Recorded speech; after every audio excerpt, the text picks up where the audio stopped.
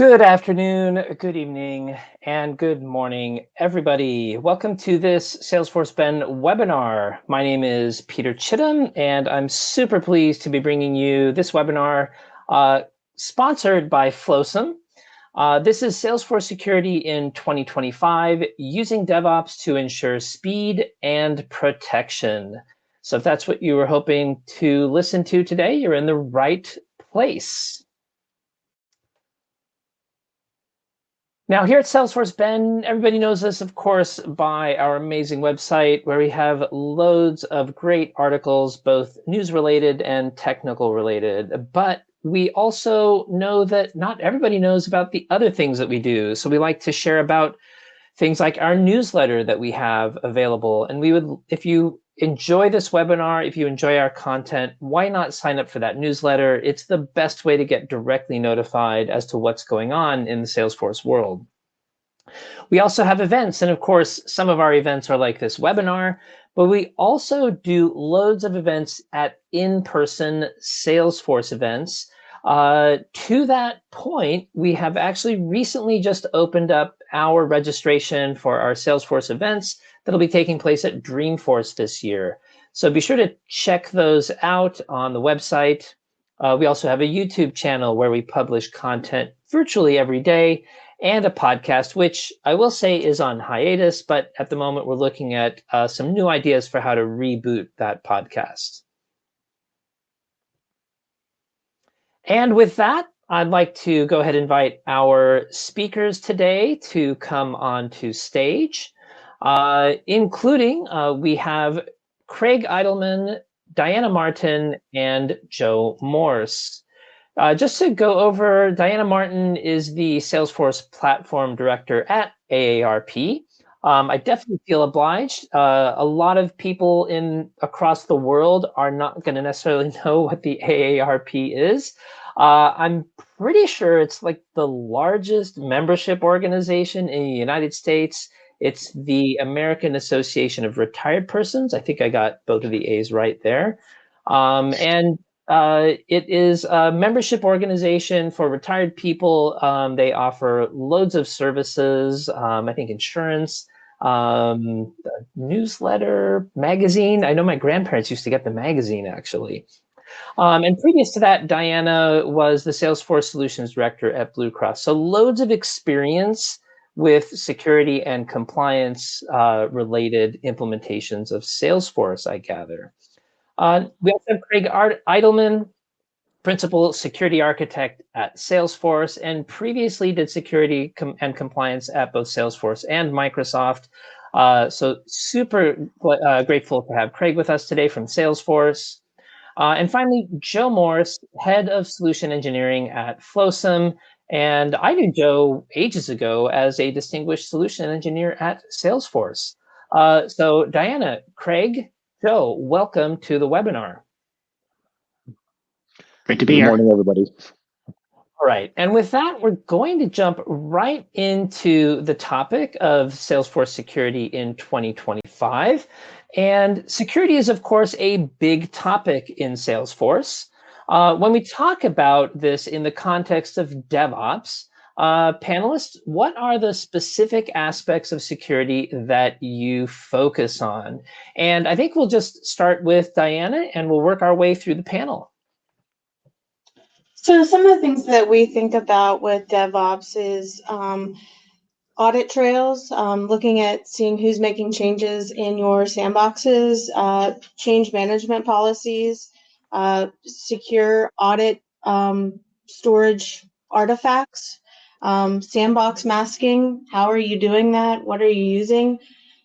Security logging, and how are you tracking your logging, and where are you putting that logging, and who's looking at it, and how frequently are you looking at it? It's really a big topic. I don't want to take all of the topics, so I'm going to hand it over to one of my other colleagues here who are on the board. Yeah, so Joe, how about you? Would you like to jump in and talk a bit about that? Yeah, for sure. I think at Flowsome, we focus on DevSecOps for the Salesforce platform. And what Diana said is absolutely right. There are a lot of things to consider. When we think about security, we often just think about production environments. We don't always think about the processes leading up to those production environments. And so, let's face it, security, InfoSec, and compliance, they're all not just processes, not just things that you do. There are cultural aspects to it, and they are more holistic practices.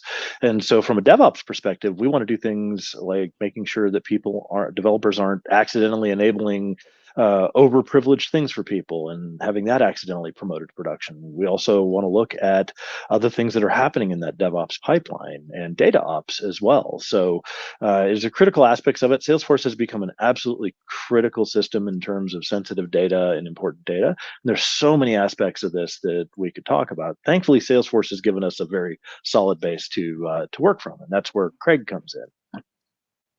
Yeah, great segue. Yeah, Craig, we'd love to hear the Salesforce perspective on that. Yeah, of course. I mean, really, it's enabling our customers to ensure that they have the development environment that they need to have a secure processes and secure technology. So, Diana mentioned a whole bunch of the tools that we have from sandboxes and logging and processes to make sure that we're giving our customers what they need to track those processes, have the technology controls they have in place to ensure that they're meeting whatever compliance needs that they have. Because development and having secure tools is important to meet any sort of those compliance needs as well. So I always talk about, and I think we'll talk about this later, is between security, there's a nice Venn diagram between security and compliance. Just because you're secure doesn't necessarily mean you're compliant, and just because you're compliant doesn't necessarily mean you're secure. So it's really making sure our customers have the tools that they need that we built into the platform. And if we don't have those tools or the right processes, we've got partners like Flossom that can come in and fill that gap. 100%. And I think that's great. It's great to hear the perspective, I think, from the customer, the app exchange provider, and then also Salesforce and how those all work together. Now, of course, one of the challenges I think that we bump up against a lot is the conflict, or maybe the false conflict, between security versus innovation. Craig, do you want to keep on going and talk a little bit about why that is actually a false dichotomy? Yeah, I mean, it really, security should just be built into the processes and practices that you have. It shouldn't be an afterthought. It should just be part of the overall development process. And especially for your end users, they should probably know that things are secure, but don't necessarily have to do things. They're just going to log in and go about their day and do their jobs as they should. So when you're designing those websites, those interfaces for those users, it's going to be secure by default. They should just know that it's there, and they should be able to do their job without having unnecessary roadblocks, but know that they can feel confident that they can be secure in what they're doing. That's great. And use the word secure by default. I wonder, Joe, if that's something that you could kind of jump on the back of and talk a little bit about how Flowsome maybe helps make that possible. Yeah, I mean, ultimately, I think as Diana will probably attest to, it starts with your practices and your culture. Applying the principle of least privilege to your Salesforce development work is critical. I don't think there's actually a dichotomy between security versus innovation, because like with building any software product, you build a certain amount of infrastructure to do things very efficiently. And if you view security as just part of that infrastructure, there's really no dichotomy there. So at the end of the day, Flowsome focuses on the exceptions to that. We focus on helping you speed your changes to production, but also monitoring what you're doing for potentially problematic things according to your security rules. And that includes both metadata and data on the Salesforce side.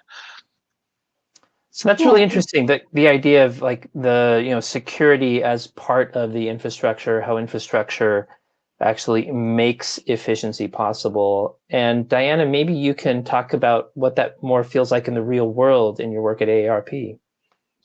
Yeah, so we don't think of security as one team and us as another team. We think of it as all of us together. And it's not like, hey, security comes last or we come first.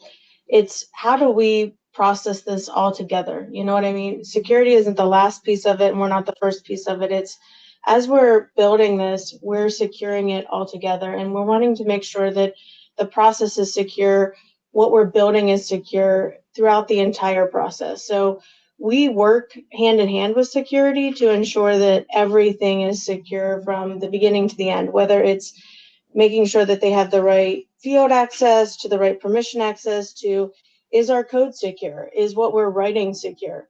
So it's bringing security along with us and throughout that process and building those relationships and that trust. So it's not an us versus them. It's a, hey, we're in this together throughout the process.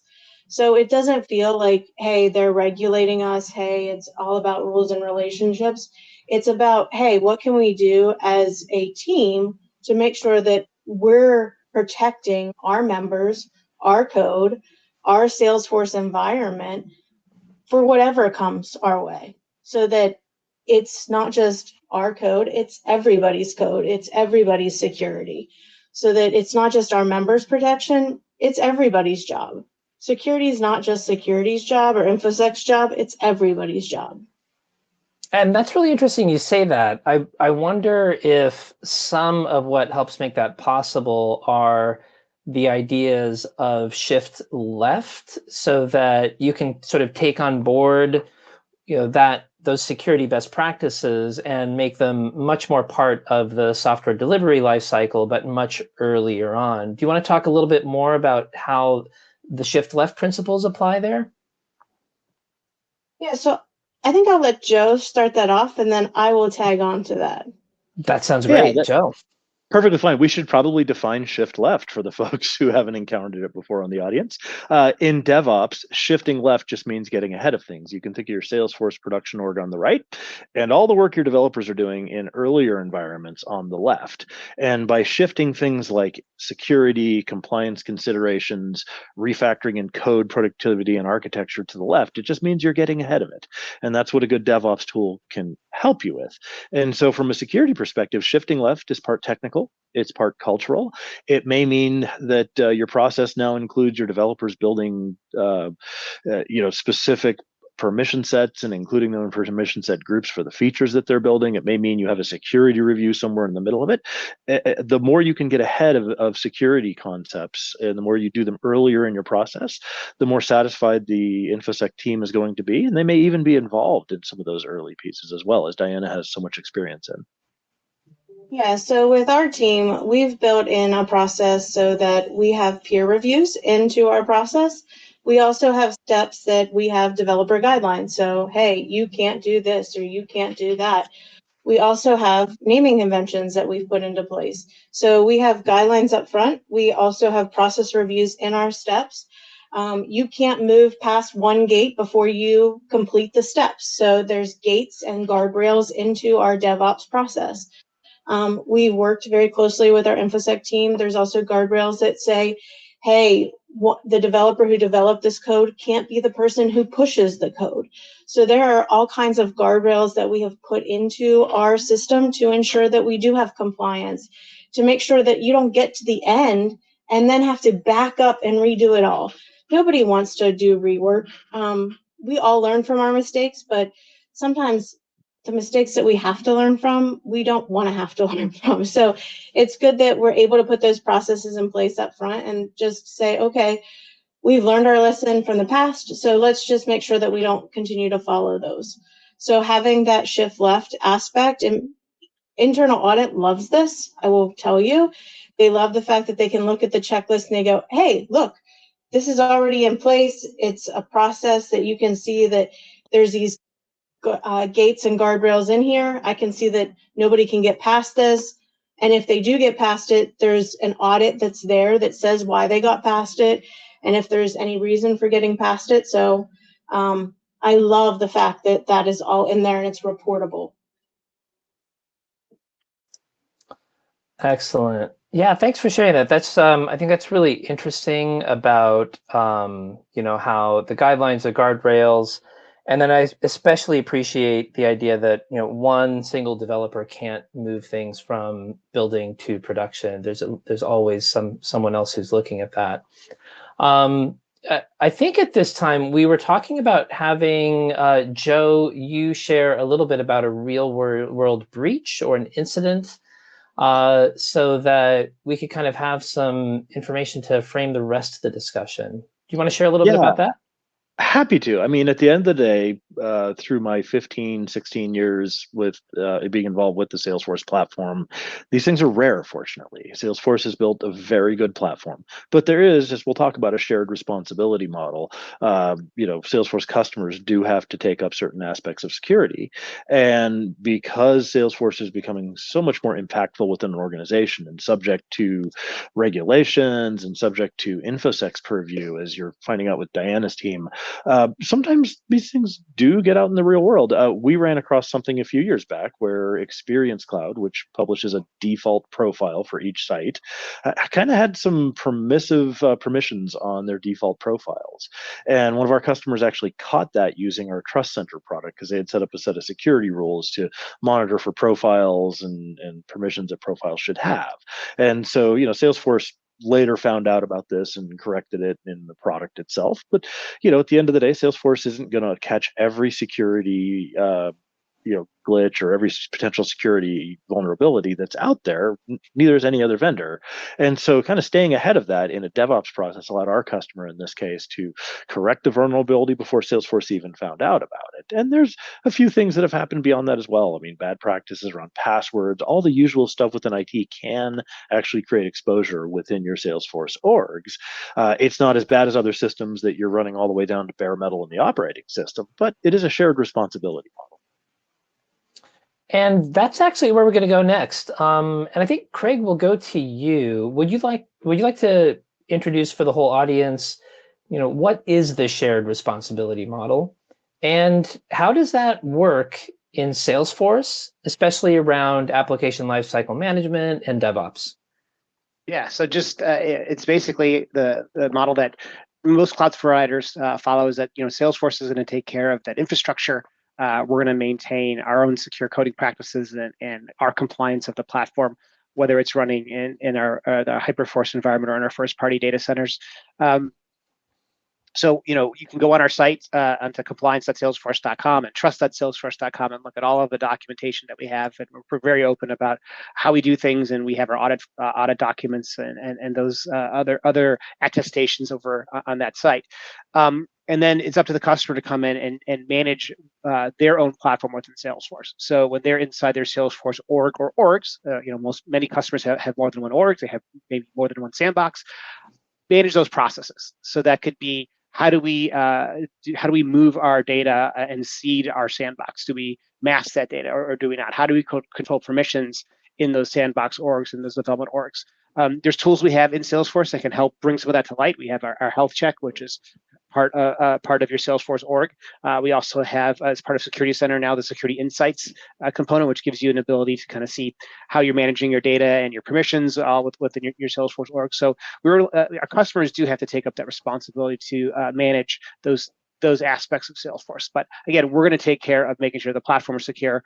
We're monitoring what's going on. We're looking for any sort of adversaries that might be trying to attack Salesforce or try to get in Salesforce, and be proactive for their customers when those things, if those things do happen. Yeah, I mean, that makes a lot of sense. I know myself, also a former Salesforce employee, definitely understand how Salesforce kind of lays the infrastructure for all of that to be possible, provides the tools. And I know you've talked, at a high level, you talked about some of the practices that you have, Diana, but maybe you can share a little bit, in a little bit more depth on what your side of that shared responsibility model looks like as a customer. Yeah, so as we all want to in our Salesforce journeys, we all would love to walk into a company and say, let's get a brand new Salesforce org and let's build it from the bottom up, right? So let's make the pristine permission sets, let's make the pristine profiles, let's set this up the way that it's supposed to be, best practices. But usually we all walk into that job and they're usually set up before we get there, right?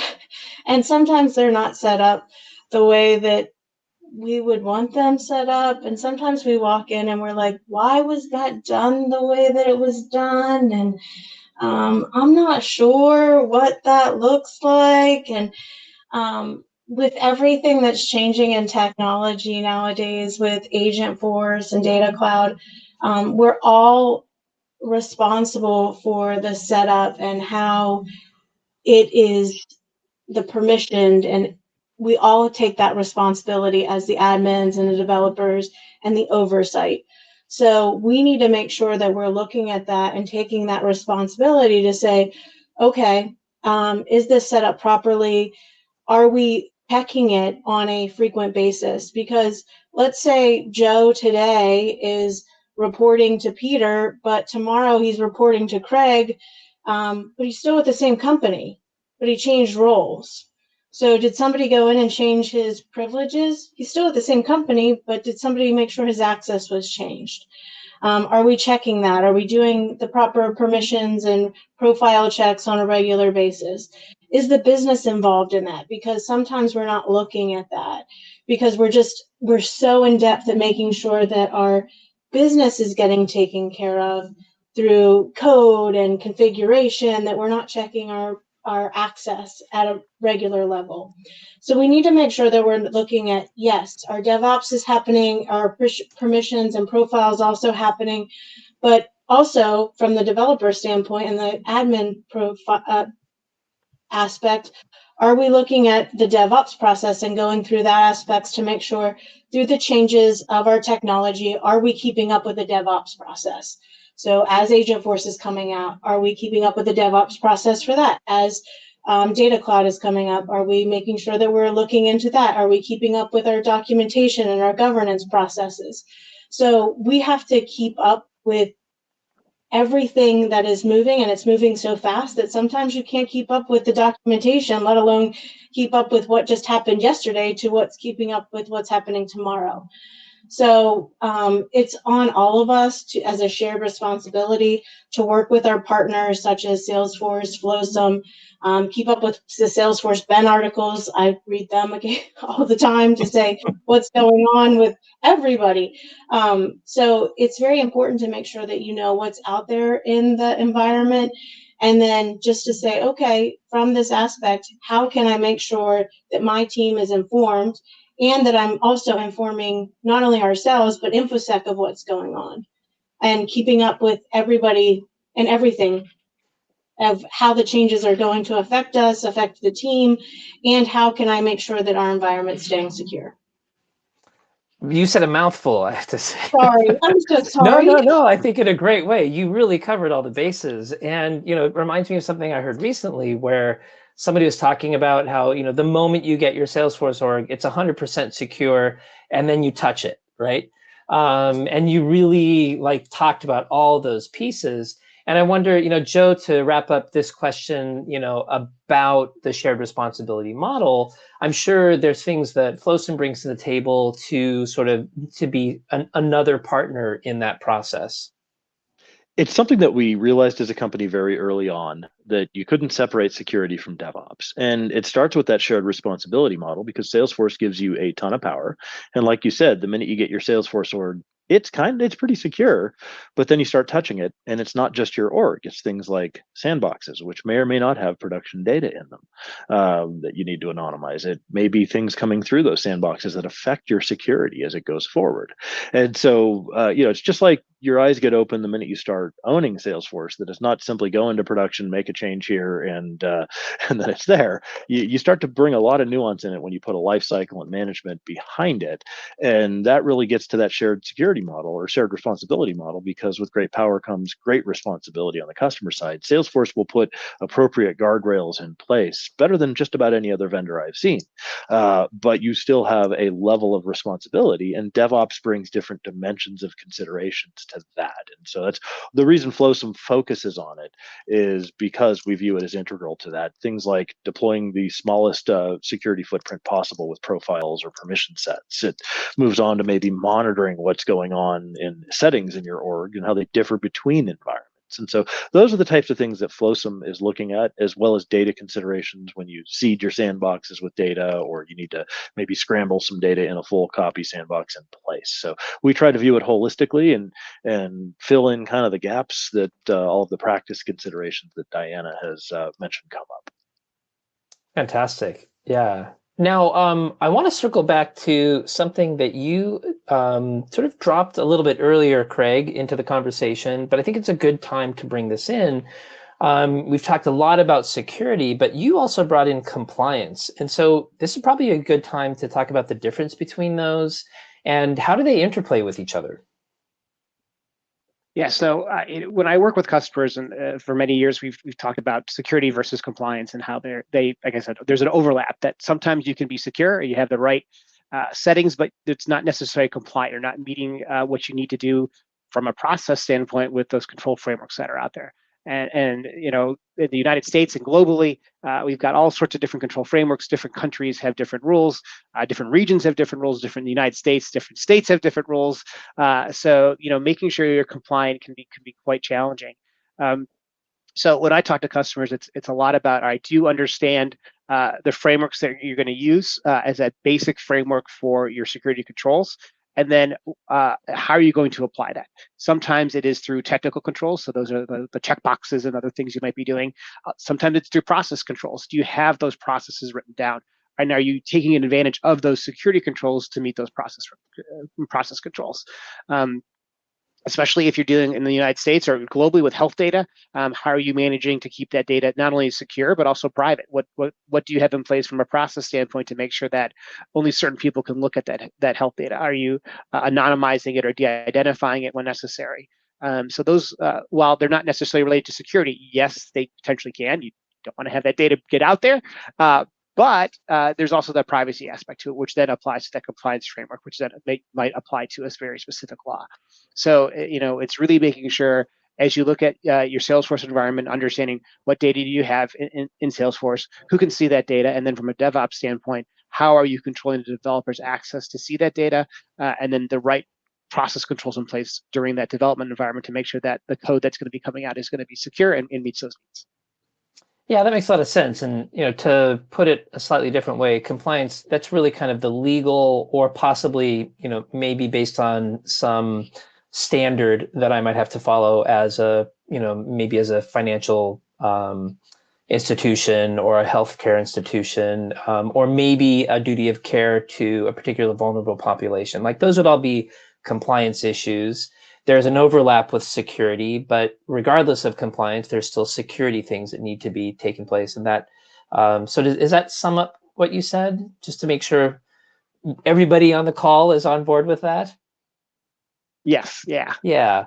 So, and again, Joe, I think it's probably a good time to have you comment a little bit about this and, you know, how Flowsome helps with both of those aspects.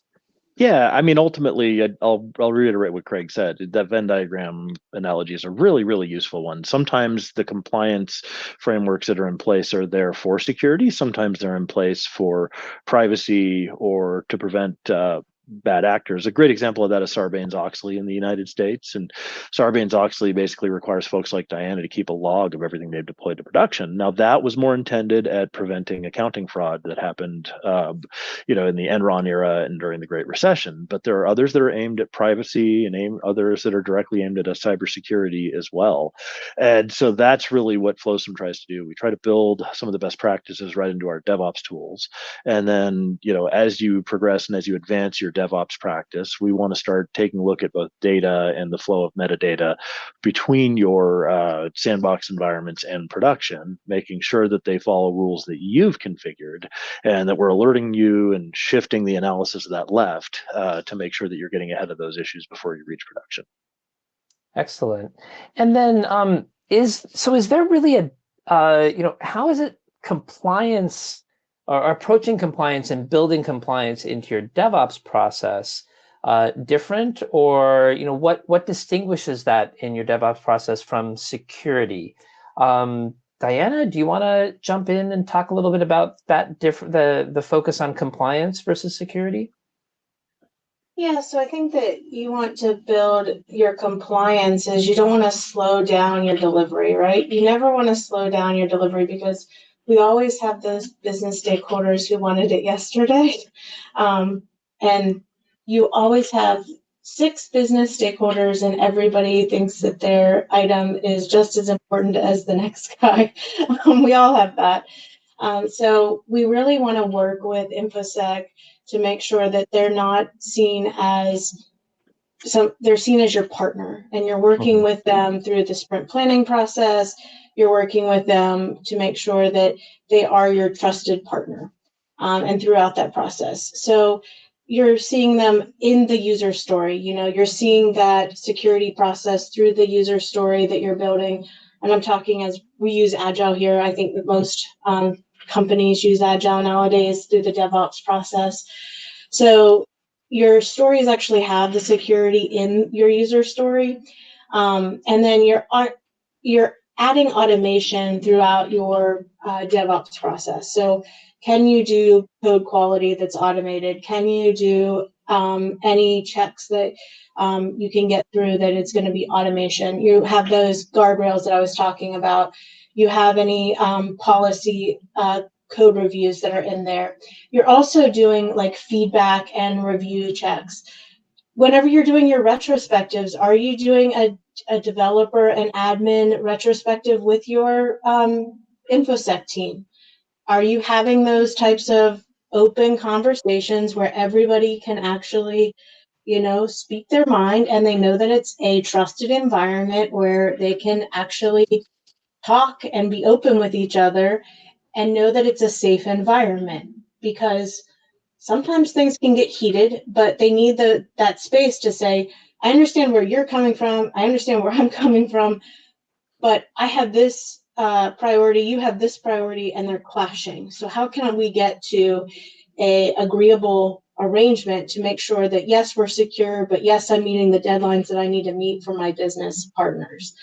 So giving them that area to discuss and that retrospective feedback loop where they know that they're going to have that time to talk and come to a conclusion, because sometimes talking Salesforce jargon and InfoSec jargon, they're not on the same page, because one group's talking one way, the other group's talking the other way, and it's totally opposite worlds. And until you can get people on the same page and talking the same language, they don't understand each other's worlds, especially if one person's never worked in the Salesforce environment and one person's never worked in the InfoSec environment. So having that person who can actually come together and then take the time to speak each other's language and learn about what you're doing really helps. So you actually have to invest in each other. You said some things I'm going to come back to in just a moment that I think are really great to focus on. Before we do that, Joe, do you want to talk a little bit about compliance in the DevOps process? Yeah, well, I want to acknowledge that everything Diana mentioned is super important, and we're getting to the meatiest part of that issue that we're going to discuss here, I think, in a minute, around the culture and working together.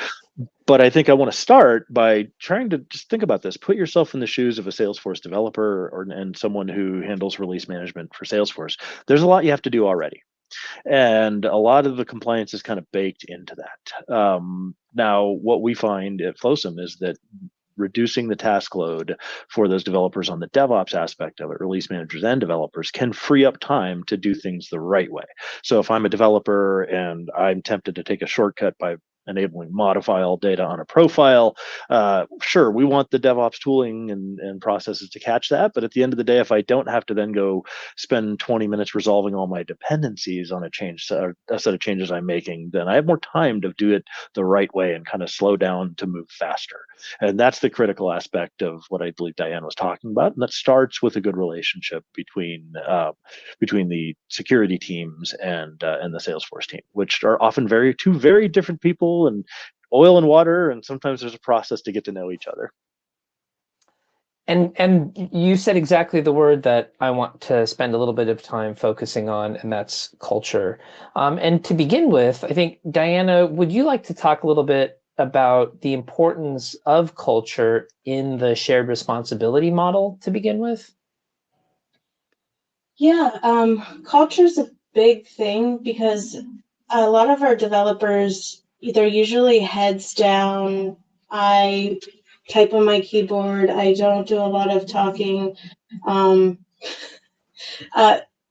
aspect, and it's you got to get them out of their shell occasionally. At least that's my aspect that I've worked with developers. So trying to break the shell and work with developers and admins some of the admins are very more outgoing. So having that culture that, you've got to find what aspects can you reach out to your developers and to your InfoSec team. Can you try and meet them in the middle to find the likeness of where you can get everybody so that they can find the agreeable point. And sometimes it's not Salesforce, sometimes it's baseball, sometimes it's golf. So first you have to find the aspect of where you can get everybody on the same page. And then from there, then you start talking about what is the point that you're actually trying to get to. So, and then it's celebrating the wins, because you're going to have these hard losses, and sometimes it takes your team down, and it is horrible whenever your team has a loss. But it's the wins that you want to start sharing. And then in the losses, what you want to do is you want to reflect on those and say, what could have we done better? How could have we fixed this? What could have we worked better to get this to succeed? So there's been times in my career that I was like, I was the problem. And how could I have made this aspect better? Or, I didn't help the situation. What could I have done to enable my team to be better? Or what could I have done to build a better relationship with another department in order to make this team succeed? So whenever we're looking at the DevOps process, some of the times it was, hey, I didn't give my team the right tools. So I had to fight for the right tools in order to make sure that the guardrails were there, the aspects were there. And with automation nowadays and having guardrails and having the tools and the compliance there, or even understanding what does internal audit do? Because let's be honest, you have InfoSec, who is your proactive, and then you have compliance, which is your reactive, and internal audit is the reactive side that comes in at compliance after the fact, that's checking all the boxes, right? So you have internal audit coming in and going down the compliance checklist to say, did you do this? Did you do this? Did you do this? And you have to understand they're not a bad guy either. They're just doing their job. And you're like, okay, how can I make sure that I'm understanding how internal audit is working with InfoSec, with the compliance, and how am I understanding what that language is saying to the Salesforce language? So it's understanding like 6 different languages compared to the Salesforce language. So you have to understand all the same pages. So it's building a relationship, not with just InfoSec, but with your auditors and becoming partners with all of them so that everybody's on the same page. So it's all about like doing lunch and learns, doing hosting little groups, and most of the Salesforce world is remote. So sometimes it's just about joining a little call with each other and getting to know those people and building that relationship. So I have found that relationship building is the biggest part of being able to build a culture in the Salesforce environment. So without relationships and without being able to get on the same page and getting in the same dictionary and language, you're going to stumble throughout whether you're trying to build better InfoSec relationships, better auditor relationships, without being able to get on that same page, it's not going to work well. Yeah, that's great. And I really what you talked about as far as the difference between InfoSec as sort of active and internal audit. That's the first time we brought in, I think, the internal audit into the discussion, and I think that gives us a really good picture of how complex that shared responsibility model can look like from the Salesforce customer side of things. Joe, do you want to talk at all about how culture interacts with the shared responsibility model? I think this is critically important. So many at any Salesforce organization, you're going to have a team of folks or multiple teams like Diane's who live the Salesforce world, and other teams that focus on security and other teams that focus on compliance. Really, in our day to day at Flowsome, we talk to organizations at all states of relationships. We talk to some organizations like Diana's, where there's a good, productive relationship, and that culture has been established between the two, and they've figured out ways to go forward together. Sometimes we talk to organizations where there's no real relationship between the Salesforce practice and security and compliance, and they're just getting an audit request for the first time, or maybe they're evaluating a DevOps tool or something like that. And our first interaction with InfoSec is a big 300 question document of what does your platform do, with all of these questions informed by that InfoSec department's experience with other platforms. And Diana, as you said, sometimes you've got to find a way to meet them in the middle. We often find that we help broker introductions or help foster an understanding, or at least that initial understanding of what Salesforce does with the InfoSec team in the middle of a cycle where they're evaluating a DevOps tool. So that culture is critical to start and build, because Salesforce is unlike other platforms. You're going to get people who come to you and say, how many virtual machines does Salesforce stand up, and how do I secure the perimeters? And the answer to that is none. And then you have to explain why. So getting on the phone with them or getting in person with them, like Diana said, is that critical first step in building that relationship. You can often short circuit a lot of hassle that's just present in a document or a security review just by doing that. Excellent. And, I think continuing with this theme of culture, in the early part of the hour, we talked about a lot of things related to tools, the actual features to use. I think it'd be good to talk a little more about how to move beyond sort of purely enforced security versus building it into the culture of your team. And I know, Diana, you talked a little bit about this, so I want to start this question with Craig and see, as the Salesforce person who's maybe connecting with customers, is there anything that you've been able to do, or your experience in seeing customers who've built this culture? Yeah, it's a lot of talking to customers about this should just be part of your DNA, is using security as just from all your daily processes, whether it's just your email, making sure people are it's part of their looking at email and not sending out everything that and clicking on every link. That also applies to what you're doing within Salesforce. So making sure you properly setting permissions up. If you're a Salesforce admin, does everybody need to see everything? Should that be part of the culture? Is like, well, we want to be open and we want to let people be able to look at stuff. Well, does it have to be? I mean, can they see enough to get their job done versus seeing every single aspect of your Salesforce work? And that kind of builds it into the culture of only doing what you need to do to be successful in your job. And that's important too. We want every one of our customers to be successful in their business, and all of their employees to be successful in what they're doing. And part of that is making sure that you can have the data you need to do your job. The other part of it, I would say, also is ingraining security into, again, as we're talking about development, making sure that it's just part of what you do. When you're developing code and you're going, as Diana, sounds like they have a great audit and review process, making sure that's just part of the culture. Is, well, we shouldn't try to get around that. We need to make sure that they're our partners, and we're partnering with our audit team and our compliance team and our security team to do this. That's important. I've seen lots of customers that I've worked with. Sometimes there's a little adversarial relationship and they're trying to get around some of those rules, but at the end of it is, it's the best for everybody. It's the benefit for the company, it's a benefit for the organization, it's a benefit for the customers, for your partners, for everybody. So it just should be built into the culture of what you do. And part of it too is also looking at the industry. There's all these different security certifications that are out there. All these different certification bodies. Encourage your teams to look at some of those certifications and certificates. It gets people started in thinking about security. Whether it's the initial certificate, or maybe some of the longer certifications that require you maybe have to have experience to get those certifications. That should also be part of the culture too, is encouraging that with your security and non-security teams as well.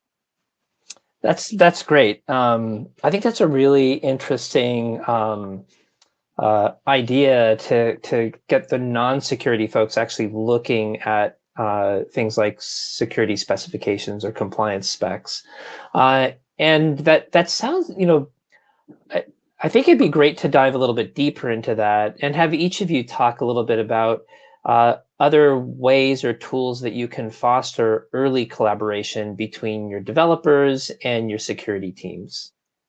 Yeah, I've seen a couple of those, Peter. I'm sure Diane has as well. It's really kind of a forcing function to establish that relationship, right? So if you have on the one side folks who are in security and compliance who don't know a lot about Salesforce, on the other side you have folks who know Salesforce really well and are still learning about security and compliance and figuring out how they can fold it in. One thing I've seen people do early on is have the Salesforce team walk the InfoSec team through the basics of Salesforce security and the concepts involved with profiles, permission sets, roles, and other pieces, and how that impacts the UI, the API, and everything else. That can often be an eye opener for InfoSec and opens that door to having that conversation, and then InfoSec can advise them there. The other tactic I've seen is to have InfoSec come in and maybe even run some security testing in a later environment, like a QA, UAT, any of those full copy or partial copy sandboxes, so that they can learn the Salesforce piece with some guidance and do a bit of evaluation and start to address Salesforce security, understand how it's different. And then the Salesforce team, as their guide through that, learns a lot just through the process of osmosis. So it's kind of a way of putting people in the same room to learn together. Those are really interesting techniques, I think. That idea of almost doing a security training for the InfoSec team so they can actually get to know the knobs and the levers that they have available. And, I mean, this has been exactly what you said, but what I heard was almost like red teaming, like a later stage sandbox or something like that. I don't think that's exactly what you meant, but that's kind of where it's my very mind went much. with it. I think it very much is. I think Okay, red yeah. teaming is a great way to do it. Maybe not that adversarial, but doing Yeah, reviews. well, yeah, exactly. And Peter, I'll add too. I've worked with a lot of customers where I get on the phone with or a web meeting with security, and it's the first time they're actually really ever interacting with Salesforce. It's to a lot of security folks, Salesforce is just an app. It's one of the apps I've got to manage. It's part of my day. I've got all these things I got to worry about in our infrastructure, our cloud application security infrastructure, all these different things. So sometimes it's just understanding, okay, what's an object? What does that mean? What is a field? How does that work? And once security folks tend to learn that and understand how Salesforce operates, then they start to look at it more holistically and say, all right, how can we build Salesforce and the data that's in Salesforce into our security processes? And those are great examples, I think, of what Diana talked about earlier about building the collaboration between those different teams. And Diana, I do wonder if you have maybe a particular story of where you were able to foster that early collaboration. I know I'm putting you on the spot a little bit here, but I'm dying to learn more. Do you have an example of that, or like a success story, or even maybe one where it didn't go well that you can share? Yeah, so usually InfoSec comes to you and says, hey, I need the SOC 2 document. And they're like, can you go to the trust site and download it for us and give us the SOC 2 document so that we can just go through the document? And I'm like, do you really know what you're asking for? Do you really understand what the system actually does? And then I was like, hey, do you know this thing called Trailhead? It's actually a site that you can actually go out to and you can actually learn what Salesforce is. So we've done some collaboration of like, hey, I don't understand some of your language and you don't understand some of my language. So can we do some sessions where like, this is the verbiage I don't understand, this is the verbiage you don't understand. Can we come up and talk together of like, hey, I want to understand what you do. You want to understand what I do. So in a previous job, I actually sat down and I was like, I really am very interested in learning what you do. And you want to know what I do. So can we collaborate together? So I sat down because we actually got hired on the same day. So an InfoSec got hired on the same day as I.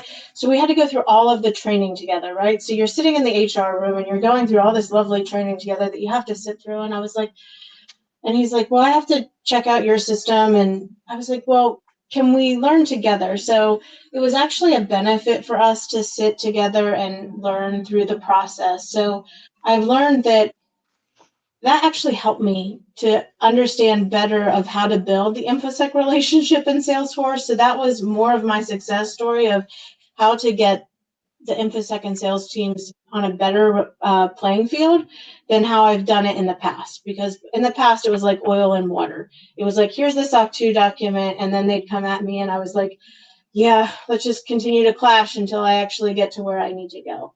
And that's what helped me to understand that it was more of a partnership. And once they understood what my language was and I understood what their language was, I could continue to move through this. But before then, I was just like, yeah, I'm just going to continue to have this oil and water relationship, and I'll just continue to move through here. But now that I get that, that's whenever I was able to continue to grow, and then I was able to help my own teams. So that was my success story, Peter. Fantastic. That's a great story. You know what it makes me think of is Mike Gerholt, back when he had his Button Click Admins podcast, talked about Salesforce administration by walking around. But I'm gonna come up with a new initialism called Salesforce security by working together. That's what I heard when you were just saying that. Joe, do you wanted to jump in? Sorry. I love that you shared Trailhead with those folks. To me, that does a few things. Number one, it says, look, this stuff is all documented. Number two, it says it's approachable. But you're right. It's really about breaking down the barriers and getting them to open up and collaborate, as opposed to them just trying to follow a process and live in their silos and fulfill their biases, right? Which I think we could all learn, not just in tech, but outside of tech in our regular lives too. The more we talk and understand each other, the better off we're going to be and the more problems we're going to avoid.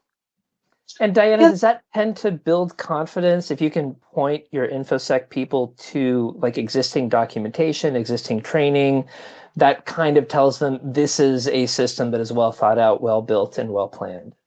Yes, especially with all of our partners, like whether it's a DevOps tool or it's a Salesforce tool, whenever you have documentation that you can actually say, this is legit, this is where you can go, it does help a lot.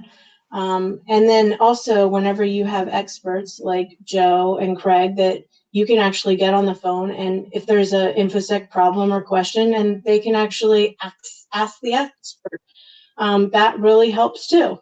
So we have people that we can actually call and say, hey, we have a problem, or, you know, you can submit a support case and people actually get back to you. There's sometimes there's companies out there that you submit a case to and it sits there dead in the water. But luckily enough with Salesforce and other companies like Flowsum, and you don't have to worry about that. You have the support that you need. Very cool. And Joe, were you going to jump in again there? Did I? No.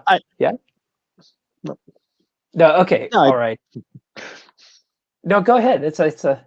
Oh, no, I was just saying, for once, I don't have anything to say. It was a great job, Dan.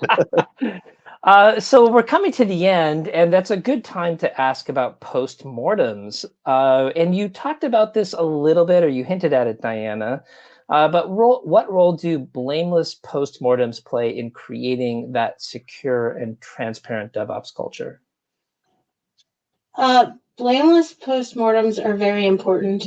Whenever you're not blaming each other and you're blaming the problem and not the people, it could be a process problem. It could be a product problem. It could be hey, I didn't have the right requirement. Hey, I didn't have the right tool. It's usually not a person, or it could be, hey, I didn't even have the right knowledge. Like, you could be giving somebody the wrong job.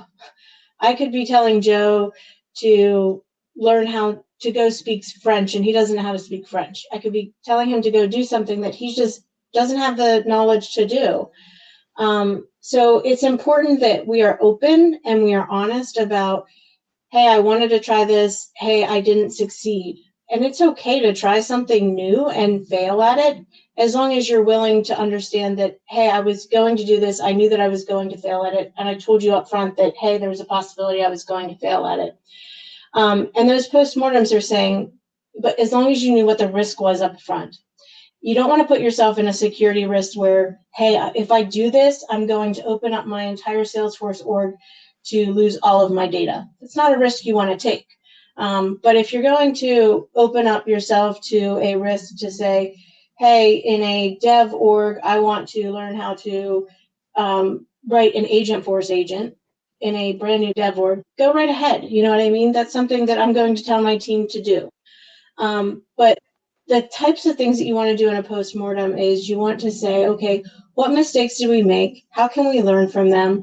What things can we put into place? What guardrails can we put into place in the future to ensure that we are successful moving forward? How can InfoSec help with that? How can we write compliance to help with that? What can we do to ensure success in the future so that somebody else doesn't have to go through the pain that you just went through? So that's what I look for to ensure that my team doesn't have to go through that pain again, or that person doesn't have to feel that self-doubt or that self-pain. I want to ensure that nobody ever has to feel the way that they're feeling today about themselves or that aspect, because sometimes people take it on themselves as, hey, I screwed up, and sometimes it's not their failure, it's as the team, and I don't want the person to feel that insecurity or that blame. It's all as us as a team together. We either take it on together and we take that failure as a team, and we take that win as a team. Nice, nice. Joe, any comments on the blameless postmortem topic? I mean, Diana, you hit on the most important cultural aspects of that. I think the thing I'd want to leave people with is to think about this. You're trying to create a safe space to honestly and forthrightly analyze what went wrong or where we added risk. And, so many organizations are politicized these days. And this is really about depoliticizing them. And to my mind, this is a function of leadership, of creating that culture where people can honestly assess what they could have done better, and people can honestly bring things up without creating blame on others. And that takes a very good kind of culture, and it takes a cultural tone that I think is set by DevOps leadership and is set by company leadership in many ways. We wouldn't want a heavily politicized organization just use this in a politicized way, right? It's about creating that safe space and completely understanding it. And like you said, Diana, that comes with culture and that comes with time. It takes time to get to a point where you're able to do this. Yeah, I think that makes a really good point. If people are afraid to speak up, you lose the eyes and ears of what's going on, don't you? Fantastic. So we have just a couple of more minutes, and I just thought to wrap up, it might be interesting for each of you to kind of take a round and talk about, especially since so much we've talked about is culture, are there any cultural myths or behaviors that devalue secure development practices? Anyone want to jump in on that?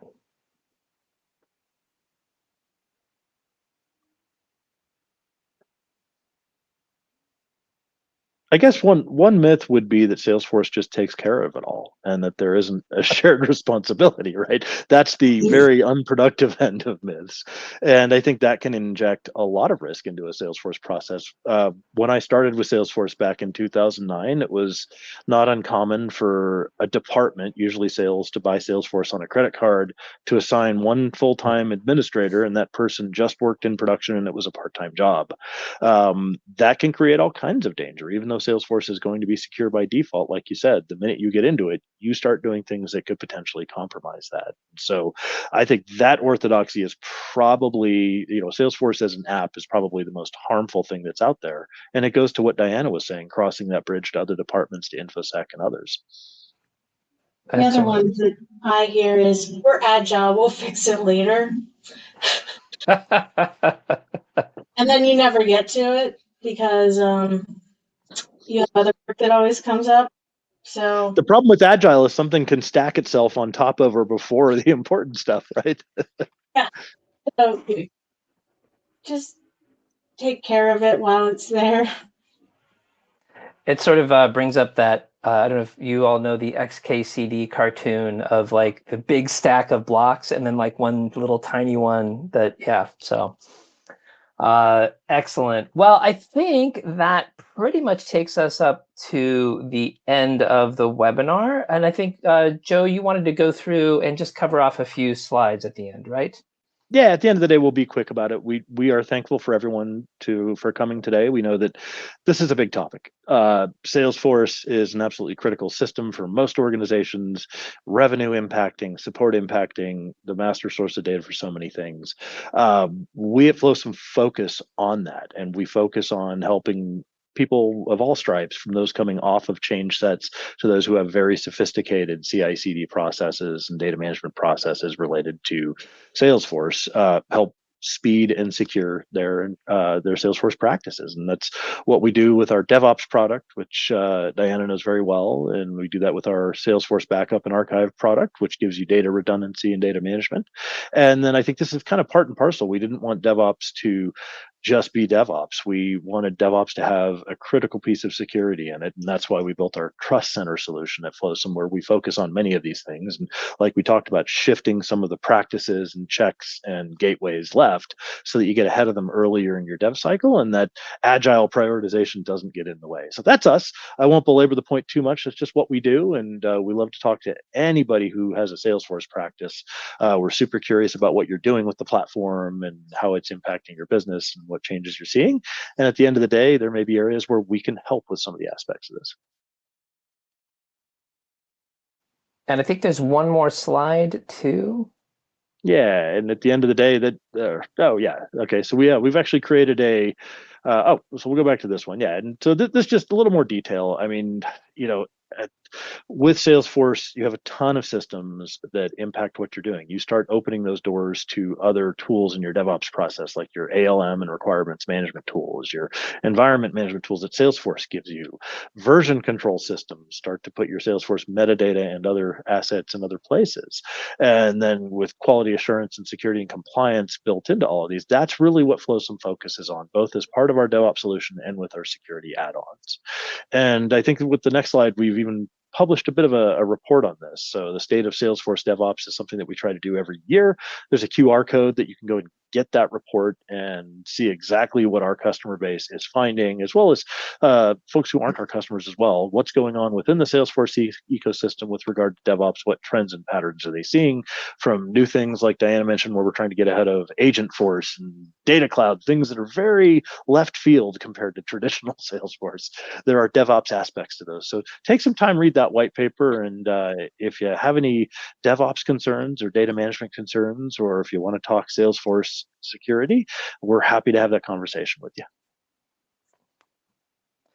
Fantastic. Well, thank you very much to all of our audience for coming along, and thank you to our panelists, Joe, Diana, Craig. I think that was a fantastic discussion, and I hope everybody took something away from this. I know I certainly did. And with that, I think we're all done.